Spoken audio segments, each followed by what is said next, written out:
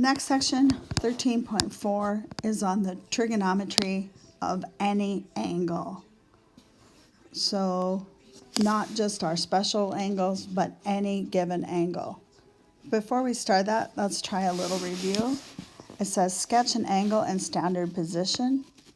So if I am going in standard position, that means my initial side starts at 0, 0 and heads here to 0 degrees or 0 radians. And since this is in radians, I'm going to look at it in radians all the way over here to pi radians. And if I look at this, it looks like my pi is divided into thirds. So this would be 1/3 pi, 2 pi over 3, 3 pi over 3, and then 4 pi over 3. So from here to here is 4 pi over 3.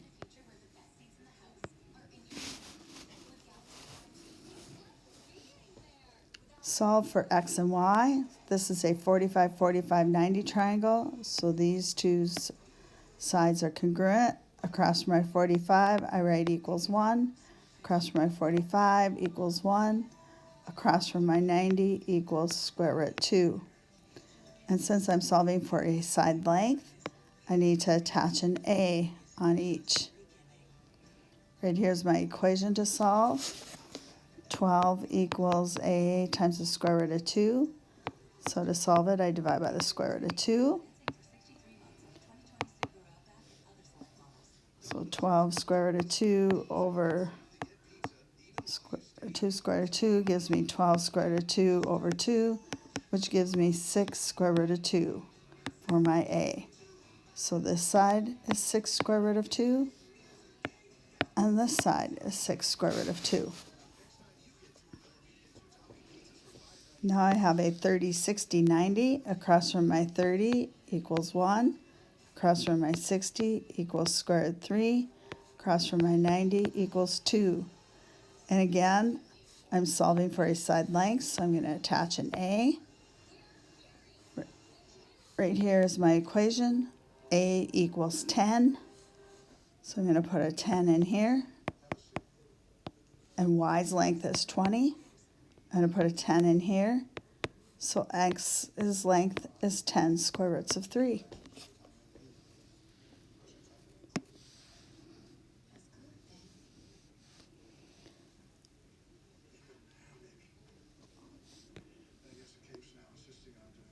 Also, a bit of review is using our so, ka, toa.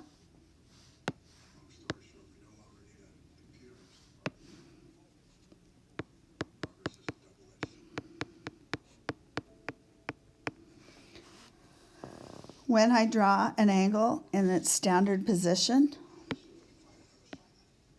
I can always drop an altitude to the base. So that creates a 90-degree angle here. And my theta will always go right in here on my angle. So I can see that my adjacent is always going to be x, the x coordinate of a point. My opposite is always going to be y, and my radius is always going to be my hypotenuse. So given any coordinate x, comma y, x is the adjacent, y will be the opposite, and r will be the radius. So instead of saying sine is opposite over hypotenuse, when I graph it on a coordinate plane, opposite is y, hypotenuse is r, so it's y over r. Cosine will be x over r. Tangent will be y over x. And then cosecant, reciprocal this. Secant, reciprocal cosine, r over x. And cotangent, reciprocal tangent, x over y. Now, where this is going to come in handy in doing it in terms of x and y is when we are given coordinates on a plane. For example, on a quadrantal angle. That is an angle whose terminal side lies on an axis. So that is any angle at 0 degrees, at 90 degrees, at 180 degrees,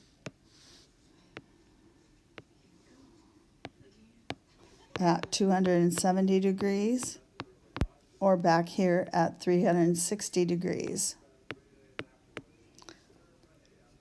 Likewise, at 0 pi, pi over 2, pi, 3 pi over 2, or 2 pi. So if an angle is here at 0 degrees, I form this point, and it is 1, 0. If an angle is up here at 90 degrees, it comes to this point, 0, 1. If an angle is over here at 180 degrees, it comes to this point, negative 1, 0. At 270, comes to this point, 0, negative 1. Back at 360, comes to this point, 1, 0. And this quadrantal angle joins what is called a unit circle of trig. That will then help me do any quadrantal angle by using sine, cosine, tangent in terms of x, y, and r.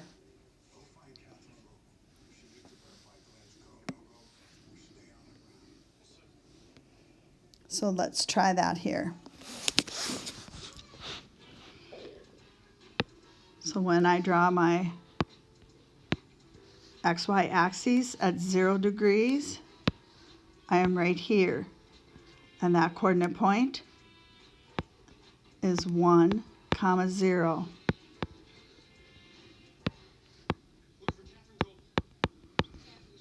So this is my x, and this is my y.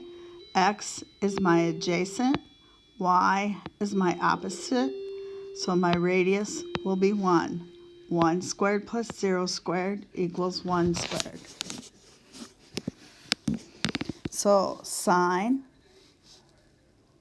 y over r, 0 over 1, is 0.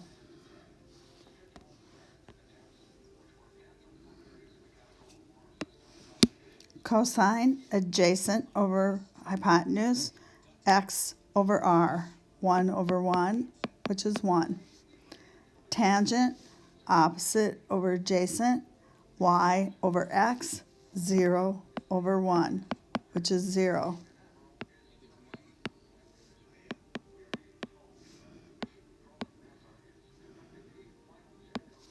Cosecant, reciprocal 0 divide 1, and I get 1 divide 0, which is undefined. Secant, reciprocal 1 over 1, and I get 1. Cotangent, reciprocal 0 over 1, and I get 1 over 0, which is undefined. Now let's go to 90 degrees, which is here. That coordinate is 0, 1. So again, sine would be 1 over 0, which is undefined. Cosine would be 0 over 1, which is 0.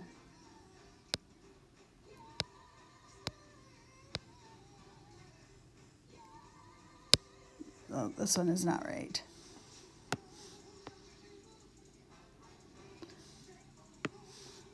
Sine would be 1 over 1, which is 1. Cosine would be adjacent x over r, which is 0 over 1, which is 0. Tangent is y over x, which is 1 over 0, undefined.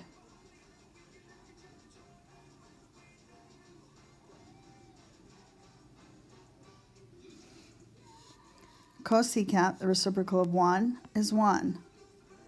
Secant, the reciprocal of 0 over 1, is 1 over 0, which is undefined.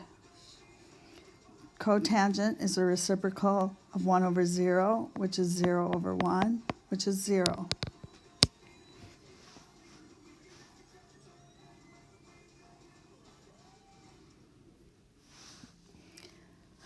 Next is 180 degrees, which would be right here. So those coordinates are -1, 0. Sine y over r, 0 over 1 is 0. Cosine -1 over 1 is -1. Tangent 0 over 1 is 0. Cosecant, reciprocal, would be 1 over 0, which is undefined. Reciprocal of -1 over 1 is 1 over -1, which is still -1. Reciprocal of 0 over 1 is 1 over 0, which is undefined. And our last point is 270, which would be right here. So its coordinates are 0, -1. Sine would be -1 over 1 is -1. Cosine would be 0 over 1, which is 0. Tangent would be -1 over 0, which is undefined. So cosecant, the reciprocal of -1, is -1. Secant, the reciprocal of 0 over 1, is 1 over 0, which is undefined. And cotangent, the reciprocal of -1 over 0 is 0 over -1, which is also 0.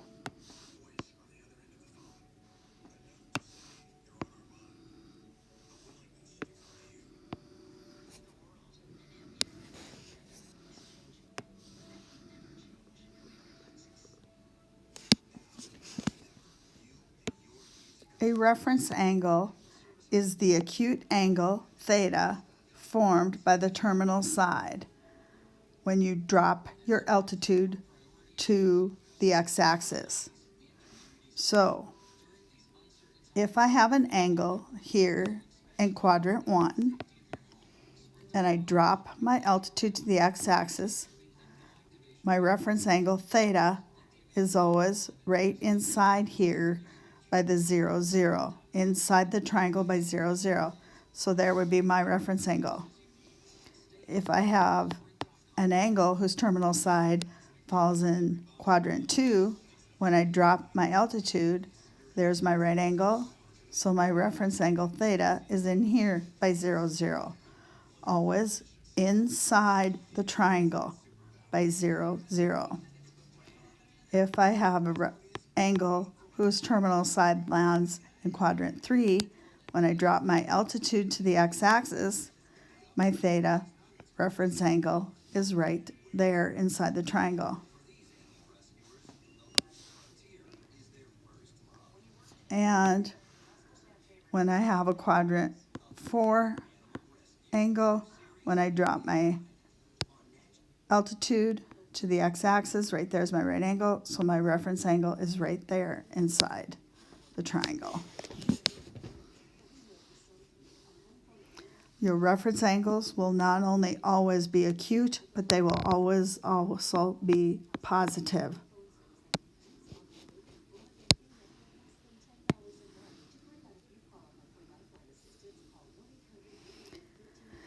Now some teachers also teach this, so I'm going to show you as well. The way you can help remember which functions are positive is by this little acronym. All functions are positive here. Sine and its reciprocal are positive in quadrant 2. In quadrant 3, tangent and its reciprocal, cotangent, are positive. And quadrant 4, cosine and its reciprocal, secant, are positive. So this is one way that people remember it, is all students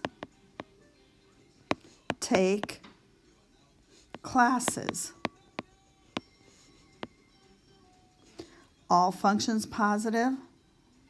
Sine and cosecant positive. T tangent and its reciprocal positive. C cosine and its reciprocal positive.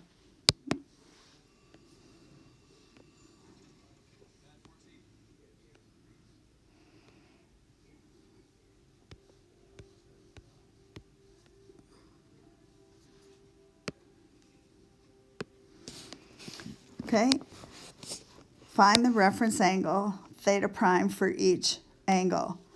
Reference angle are usually referred to as theta hat.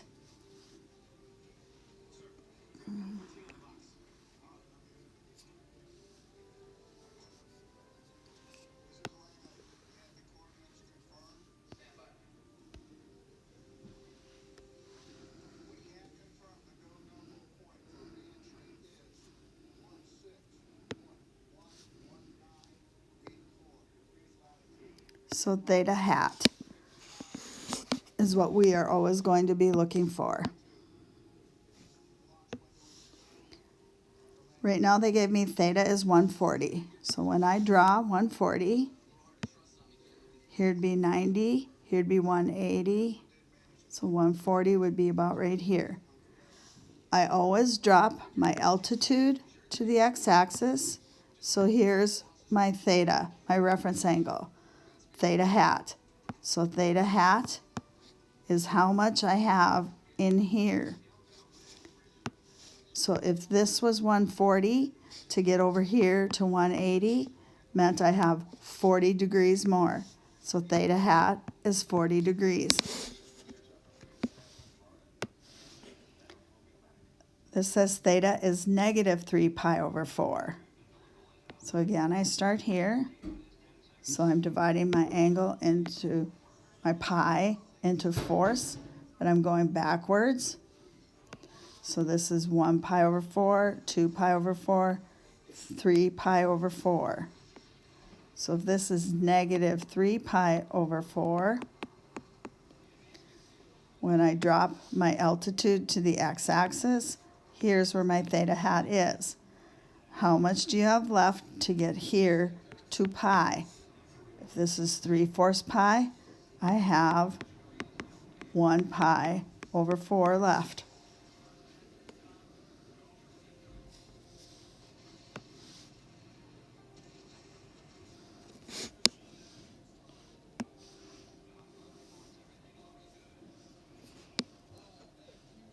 This time, my angle is negative 250 degrees. So this is negative 90, negative 180, negative 270. So up to here would be my angle. So when I drop my altitude, my theta hat is right in here. So if over to here is 270 and this is 20, these two together make 90, so that leaves my reference angle to be 70 degrees. On this one, I have 3 pi over 5, so I have to divide this pi into fifths. 1, 2, 3. Over to here is 3 pi over 5. So when I drop my altitude, right here is my theta. How much do I have left to get to pi? It would be 2/5 pi. Let's go back up here. This time they said, let -4, -3 be a point on your terminal side. So -4, -3 would be right here.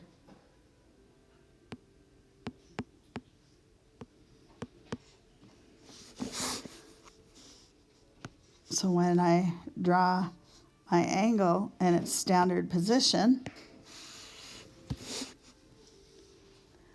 and I drop my altitude to the x-axis, right here is my theta. So this x length is -4. This y length is -3. So I'm looking for this r length. -4 squared plus -3 squared equals r squared. 16 plus 9 equals r squared. 25 equals r squared. R equals 5. So sine is y. So I'm going to rewrite this here. My x is -4, my y is -3, and my radius is 5. So y over r, -3/5. Cosine x over r, -4/5. Tangent y over x simplifies to +3/4. So cosecant, I reciprocal that, and I get -5/3. Secant, I reciprocal that, and I get -5/4. Tangent, I reciprocal that, and I get 4/3.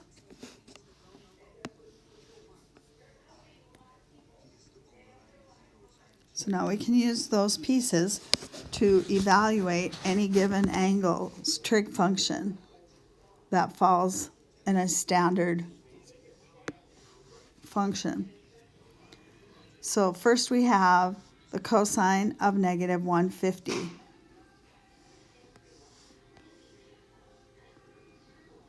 So I'm going to draw my -150. Would be right here. So I drop my altitude, and here's my theta. If this is -150, how much do you have left to get back to 180? It would be 30. So this is a 30, 60, 90. So across from my 30 is 1. Across from my 60 is square root 3. Across from my 90 is 2. Well, this x value is negative. This y value is negative. And your radius will always be positive. So I am looking for the cosine of -150. Cosine is x, negative square root 3, over r, 2. That is what the cosine of -150 is equivalent to. The next one says cotangent of 16 pi over 3. Well, that means I am dividing this into thirds. So this is 0 pi to pi, which would be 3 pi over 3. So back over here to 2 pi would be 6 pi over 3. So that means I have to start here, come all the way around. If I come around again, I'm at 12 pi over 3. So I need another 4 pi over 3. So 1, 2, 3, 4 pi over 3.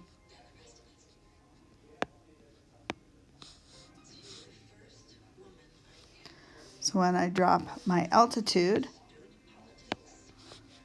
there's my theta. So what's left between here would be a pi over 3. I'm just going to redraw this out here. So pi over 3 is a 60. So this is a 30. So across from my 30 is 1. Across from my 60 is square root 3. Across from my 90 is 2. This happens to be here in the negative x. This y is also a negative. my radius is a positive. So when I'm looking at the cotangent of 16 pi over 3, I know that tangent of the angle is equivalent to y over x, so cotangent will be x over y. So my x value is -1 over my y value is a negative square root 3. So I'm going to simplify that. And I get square root 3 over 3.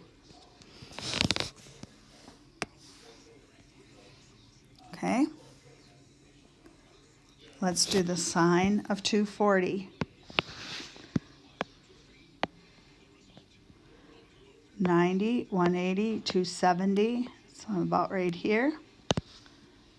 So when I drop this, here's my theta hat. Well, this was 30, so that makes this one a 60.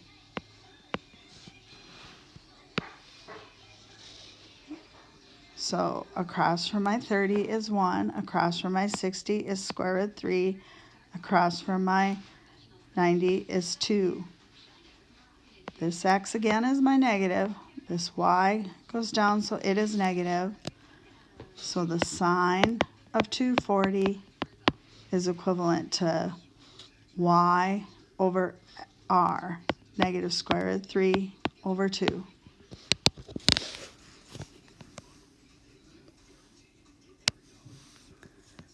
Secant of 135. So 135. Here's 90, here's 180, 135 is right here. So when I drop my altitude, if this is 135, what's left here in theta is a 45. So this is a 45, 45, 90. Across from my 45 is 1, across from my 45 is 1, across from my 90 is square root 2. This one is negative, this one is positive, and my square root 2 is positive. So the secant of 135. Well, secant is the reciprocal of cosine. So I know cosine of an angle is x over r. So secant will be r over x. So my radius was square root 2. My x is -1, which simplifies to a negative square root 2.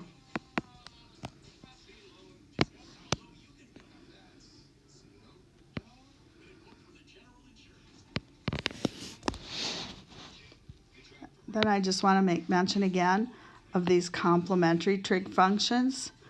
Remember that sine was complementary to cosine and vice versa. So then their reciprocal functions will also be complementary. So secant will be complementary to cosecant, and tangent will be complementary to cotangent. What it means to be complementary, I don't know if you remember this from geometry, is that the angles add up to 90 degrees.